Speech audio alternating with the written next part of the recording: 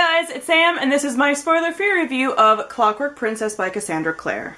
As I'm sure you all already know, this is the third and final book in the Infernal Devices trilogy, which takes place within the Shadowhunters world. If you have not read this series, I have done a full spoiler-free review on the first book, so I'll link that on the screen. So first off, I'm going to talk about the world building. I don't feel that the world building in this book gets expanded really at all. There's like a little bit extra going on, kind of, but this story in this book is especially character-driven. There's a little bit of plot stuff going on, but it's not really like world-building driven. At this point, we've gotten the majority of all the stuff that we need to know about the world, and we just get to watch the characters exist in it. So world building in this book isn't anything different from the first two, which I've already talked about.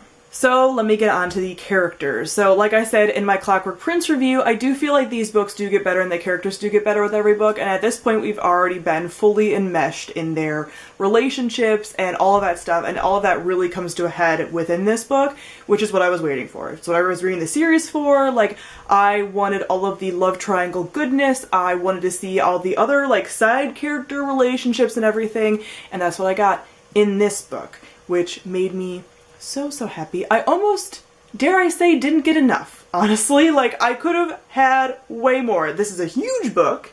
I did fly through it. And I could have had more. I could have savored that time that I've been waiting for. It's been building up since the first book, really, and I was just waiting for all those juicy moments, and I really don't feel like I got enough.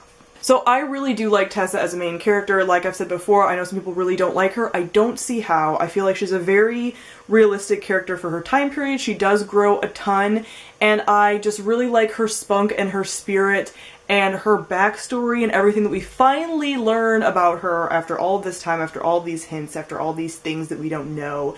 So I love her. I really like her.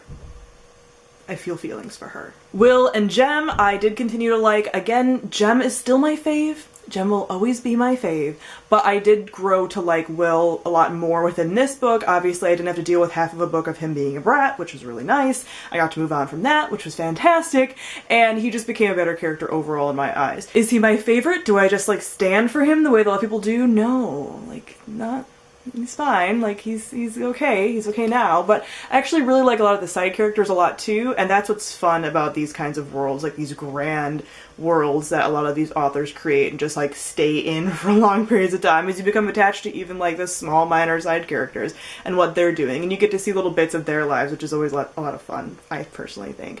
So afterwards I definitely went and checked out like the family trees and how everybody relates to one another and like how the lineages go down, because I still have no interest in reading the Mortal Instruments. Not gonna do it. So I was able to just see like, okay, these are the character names I recognize from the Mortal Instruments, here's who their ancestors are, blah blah blah blah blah. So that's kind of fun. I do feel like the plot definitely was a little more lackluster within this. I just don't feel that it lived up to my expectations, really. I, again, was here for the character relationship, so it didn't really bother me that much. The angst is real within these books, and that's what I was here for. But I think that there was a lot of potential for this villain, and I feel like that really fell short.